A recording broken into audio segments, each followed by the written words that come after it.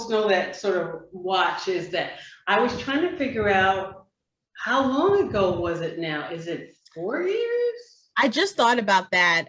I think the positivity charge, which is a retreat that we met Right.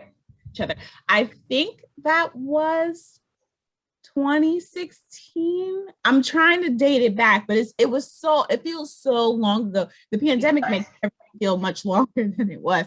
But I think you're right. Well, they would have been more than 4 years now. Yeah, I think it could be closer to 5, somewhere in there. It could Yeah. be. Oh, that's wow. The pandemic has just skewed. Yes, it's skewed time for real. It has skewed time. I don't know. Like people are like, oh, did that happen in 2019 or 2020? I'm like, you need to look at the date, like go back in your calendar because you can't ask me. I don't know. I used to be able to be like, yeah, that was 2019. Now I'm like, I don't know. Look at your calendar. I don't know. I don't even know. But to let folks know that that's where we met, and we happen to have our yoga mats next to right next to each other. Who would have thought, right? It's amazing how things happen like that.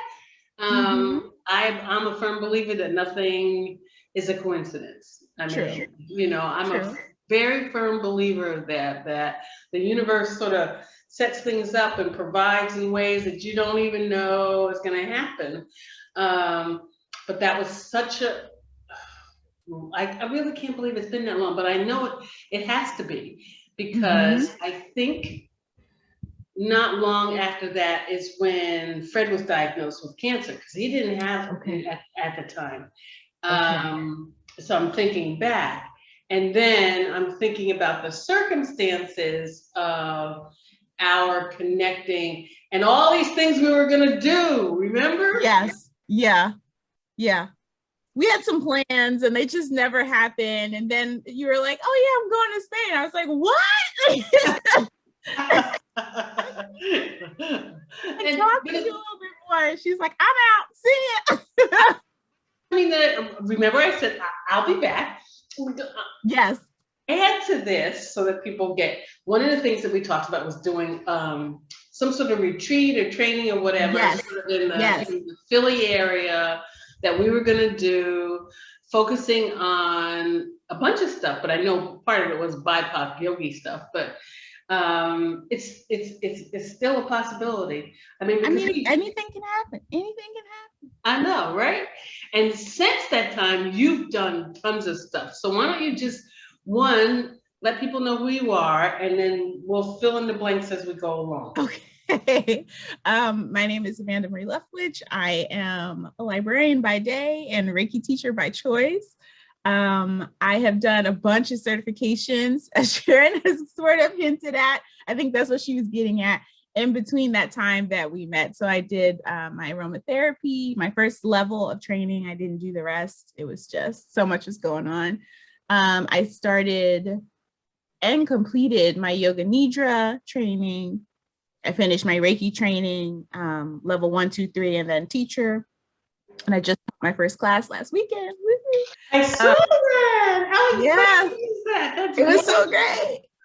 So it was like all of these things sort of happened like after the positivity retreat, right? Like I started to read about what I wanted to do with my life, or not even what I want to do with my life, but just like what interests me outside of, academia and all of that, because it wasn't giving me that fulfillment, right? Like it's really nice working with students, as you know, right? Like it's great working with students. It's wonderful to learn from them, but academia itself is can be very toxic. Exactly. Need to find some sort of balance. And I found that all of these other certifications and these trainings and these, holistic retreats really helped me find a balance that I was sort of looking for. That's really, I didn't know did I know about the yoga nidra? I don't know if I knew about that one. Maybe I didn't really share that one as loudly. I see. I'm like doing everything else, and I didn't want people to be like another training.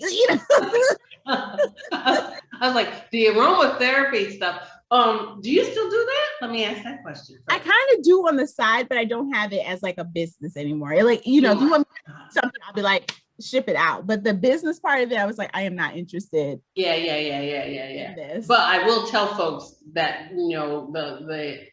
the stuff that you made for me personally, I use extremely sparingly. And I still You still have it? I do, because I go, okay, wait, do I want it in my, why am I blocking the word? Well, anyway, put it in, so the steam comes out thingy. Oh, the diffuser. Yeah, the diffuser. Or wait, do I want to just put it in like a little oil, like put some on, and then I'm going like this. Oh, it smells so good. Or do I want it on my lava bracelet so that I can just. Oh, that's right. Yeah. Yeah. I'm just letting folks know. I will make you another one. I will make you another something. I will make you another something and I will send it to you. Okay, cool. That's really cool. All that time in sort of focusing on something that really interests you. I think that's sort of the big part. Oh, I also know where I want to segue. Yes. My mind has a few things going on here, because I'll go back. One of the reasons, when I said about the idea of things happen for a reason. So I got to that positivity retreat thingy because I was selected as one of the winners for Jessamines. Yes. People, I think she selected 3. I don't even know if any other people went, but I was like, I'm gonna be there. And so not necessarily an aside, but I don't know if you've seen the most recent stuff that she's posted. Yes, I have. It's a little heavy. Sometimes I feel like they just won't give Jessamine a moment. It just feels like anytime anything on her account, anything going on, someone has to be right there and say, oh, you're this, you're that, blah blah blah. And it's like, she invites such a welcoming space for everyone. Yes, right? She does. Right. Anyone who's interested in yoga, interested in meditation, anything, right? And to see a person like that constantly be attacked, it brings you down. Right. It really does. So it was interesting that, again, this happened when we were going to have this conversation, because Jessamine was at that particular event in which we both attended. And I'm going, this is BIPOC Yogi Speak. And I'm like, she is speaking her truth, and she's speaking to so many people. And the fact that, I'm just going to put it out there, the fact that Instagram wants to silence the fact that she was attacked is just, I'm like, it's such a mixed amount of feelings, because she says, I'm not ready to give up Instagram yet, but how could you not, basically, these are not her words, but how could you not support me, the person who's actually the victim? And a person who really not started this thing of being yogis being on Instagram, but really was like a supporter of that, of you pictures of yourself on Instagram, of you, really the reason that I sort of knew what Instagram was because of Jessamine. So I think it's very interesting that when, that support is needed, they're like, oh yeah, never mind. We know you helped, but never mind. Oh, you can't say that. We're going to take that down. Oh, that's too black. That's too much. That's too this. Oh, no. So I just found it very interesting. And it's making me second guess, Instagram as well. Well, Instagram, Facebook, all the social media, right? They're not for us. No, really. No, they're about the money. They're about, the exposure and the money and how many people. And somehow I think they need to find a balance of how you support those. I mean, I know there are all kinds of people who cook, because I cook, I throw stuff up there about my cooking and whatever, people who take pictures, whatever. But how do you support a community of yogis, a diverse community of yogis? Yes. And understand what that means. I'm not so sure that Instagram gets that. I'm not so sure that they care. I mean, if it's about I think if it affects their bottom line, then they'll care. Yeah, right. Well, there you go. Until that point, it's like, oh, they got a problem. Oops. Like, that's what it feels like, because they down embracing Black cultures Instagram account a couple of days ago, no reason, and then brought it back once we all sort of had that pre embracing Black culture Instagram account. So I think we have to make some noise and say that this is unacceptable and sort of affect their bottom line, and then there's like, oh, now this is an issue. Right. Oh, now it's because we can bring it to light. I really want to know. I know I'll never find out who Instagram, Facebook, you name it.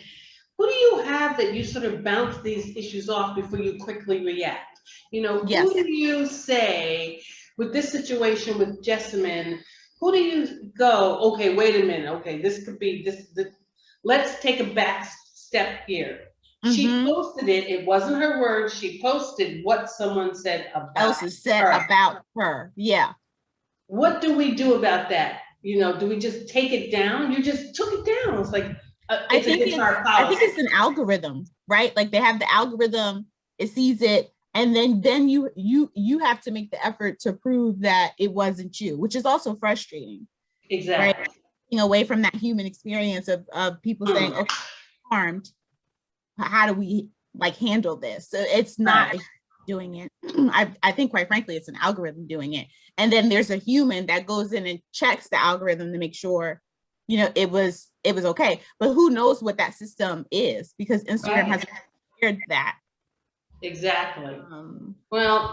It's something that it's giving me pause, but I don't actually know what I can do about it other than I continue to repost what she's posted and make comments and, and hoping that, the AI that's behind that algorithm, it somehow gets to the real body. Yes.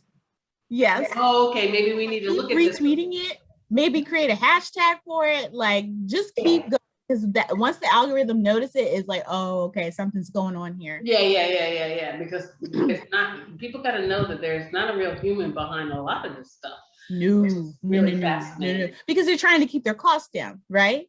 Right. So they person create the algorithm. Who knows if that person is still there? And we know with this max exodus from people leaving their jobs, like who knows how many people are still in that department or whatever else. So you have to keep that in mind.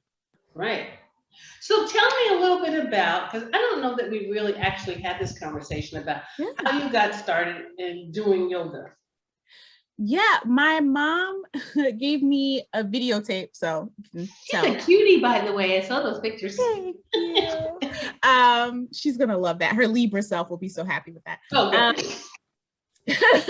My mom gave me a videotape when I was a teenager about yoga, and she gave me a book.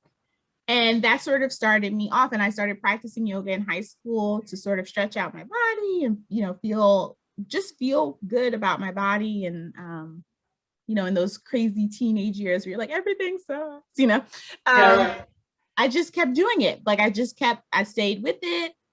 It wasn't about being good or not. I remember going to like my first yoga class, and I remember, them touching me. Like, and that's how long ago I did yoga, because they don't touch you anymore in yoga. They're like, can I before they would just adjust you, and it was just like, that's what it was. And if you had a problem with it, it was your problem, right? So it's been a while. It's been a long time, like maybe since like 2003 or so. That's probably when I started doing yoga. Wow. Yeah, it's just been a part of like what I do. It's like I don't even really think about it anymore. I'm like, oh, time for yoga. It's like time is just to get it in, like either right when I wake up or right before I go to sleep. So that's what I was going to ask. So do you pretty much practice every day? I try to. Sometimes I do miss a couple of days just because of how the schedule of my day is going. But if like, for example, I have to do like reference hours and stuff like that, if I don't have to start early, like really early, then the first thing that I'm doing after meditation is yoga. See, you and I are in the same way, because I have got to do my meditation first. And yes. I do know that, you know, not supposedly, supposedly. I think I'm tracking. I think I'm picking